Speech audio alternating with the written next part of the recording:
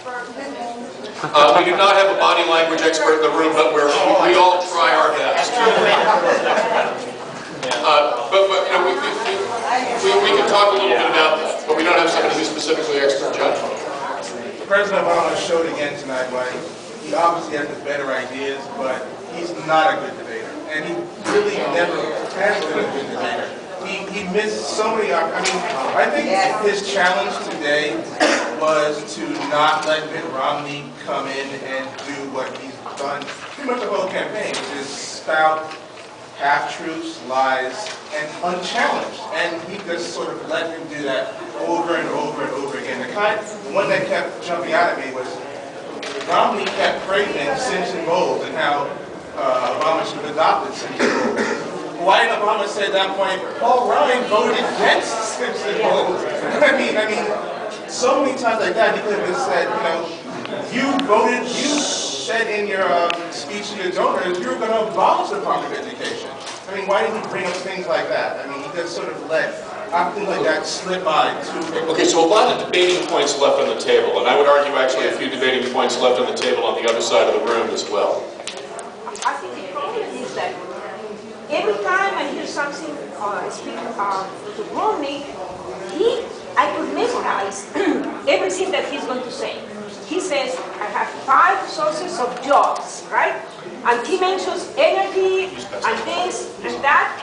He doesn't say how. Today, the only thing that he said a little bit more on those 5 points was in energy. He said coal, which the whole world doesn't want. We don't want that, you see. But that's it. He repeats and repeats, and Obama let him go on speaking something. I think the whole question about Romney specifics, and obviously the governor's taken a good deal of heat for having 5 major points with absolutely no substructure into the 5 major points. We didn't get more of that tonight, but it was interesting in a couple of cases when he came up, for example, in his opening statement, which I thought was the best 3 minutes that I've ever seen from Mitt Romney, hands down, that what he did was to give an in-specific program and then allocate a specific number of jobs under that, which many people would be able to take away as a specific. So there were some efforts to address it without creating new policy infrastructure. Okay. Who else? Yes, sir. I really think it was sort of a draw where both candidates, if you're an Obama supporter, reinforce your idea of being a supporter. If you're with Romney, with Romney. I really think in terms of making a choice, which I think both candidates are committed to doing, like you're going to go with this vision or mine, they succeeded in that.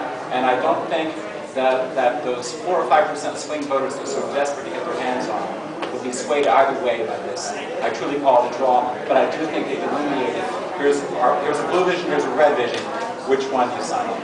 Okay, and this is a response that's very consistent with what we know about debates historically, that it tends to deepen the attachment of people who are already leaning or convinced in one direction, rather than to move votes from one column to another. Yes?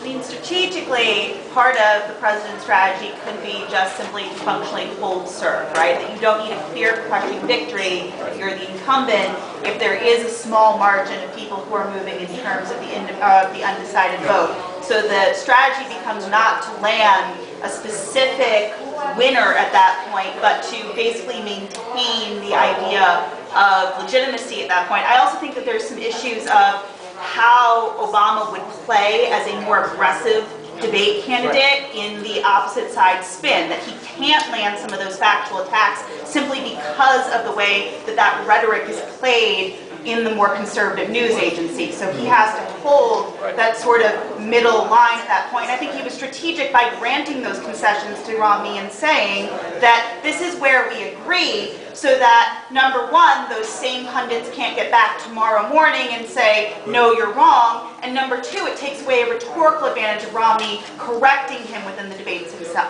Spoken like a debate coach, and in fact, it was 15 who was TD's and Baruch's debate coach. I think this is a very, very important point, this notion that, remember, Barack Obama comes into this with, in the opinion of many, often seeming petulant and condescending in his debate performances. So perhaps letting Romney get away with a couple of things, Mr. McGregor, might be a way, conceivably, to try to beat against that kind of perception of his performance. Eric, it sounded like you wanted to Did anyone perceive that Governor Romney was overly aggressive in his performance? All right. And I think that if you did have that perception, now obviously a fair number of people might be Obama supporters here, but if you did have that perception, I think that might end up hurting Governor Romney because he wanted to come across, I think, as assertive, but not overly aggressive. And yes.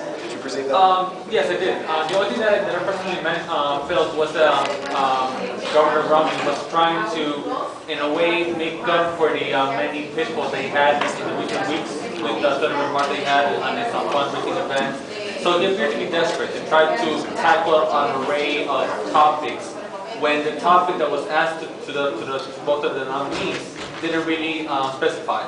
There was one particular question where they asked whether to be specific on how they would tackle the communication, and Governor Romney, I think, spoke about the war, spoke about 5 different things in my mind. I was asking myself, what does it have to do with the question? So in conclusion, I thought that he was very well aware that the larger portion of the audience was seeing him, the guy who said 47% remark, the guy who had all these negative comments, but he was trying to make up for all of that. But as a result, he appeared to be desperate. So you didn't buy his conversion into Jane Addams this evening? No. Okay. Yes, sir. There was one point, particularly in the debate, that just seemed like it made a lot of sense to me, that the taxing and the revenue increase. The idea that you can have a president, like for instance, Northwest, that Mitt Romney signed to go over Northwest, I refuse to raise taxes on anybody under any circumstances. How can you have a president, it just doesn't seem logical to have a president who has a stance so adamant in one direction. You have to be able to be, you know what I mean, you have to have somebody who is willing to budge on an issue. Like sometimes some instances call for tax increases, it's just sometimes you need revenue increases. And to have somebody who so adamantly that won't even look at that one side of the equation just didn't seem logical, and I thought that was a clear and concise point that was made throughout. And he tried to a certain extent to have that in multiple directions too, right? That I'm going to have a plan that reduces rates, but only on the, but it's not going to reduce the percentage of tax that wealthy people pay, and it's going to be made up for deduction by closing deductions, but not to the extent that it hurts anybody. It will actually be revenue neutral, but revenue positive. And there were a number of contradictory statements that Tony talked about. And that's substantive. I mean, stylistically, I think he's trying to ironically pull a page out of George Bush playbook by dealing with his lack of core by taking absolutist positions and thus having people say, you know what he stands for. And I think they'd like to try to make a nuance. You know what he stands for. You know what he stands for because they're really getting free on his absence of core. Not here for the earlier introductions is Professor David Hoffman, my colleague in the School of Public Affairs. He's the man with the mic. Changing up the perspective a little bit, this was the first time a somewhat new debate format had been tried with 15-minute blocks and arguably a somewhat different moderation style to go with that. What do you think of the new debate format? Did this help you see clearer differences between the candidates? Did it help you get a sense of what their larger ideas were? Yes?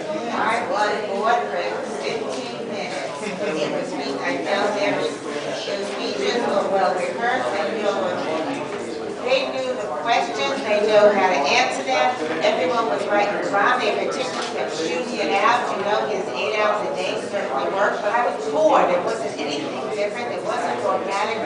I do not like this format. I think more freedom of the moderator to ask questions, his follow-up questions, to make them come. He had freedom, he just didn't use it. Right.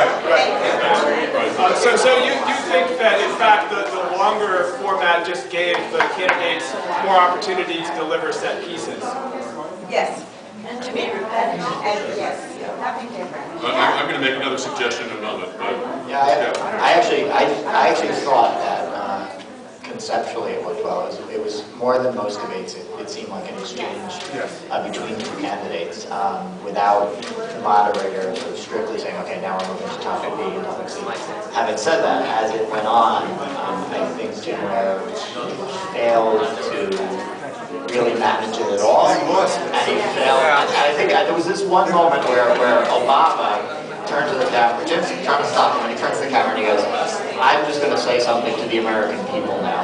And you get a sense that Jim and I are sitting there going, am I elected for president? He says, I'm going to say something to the American people.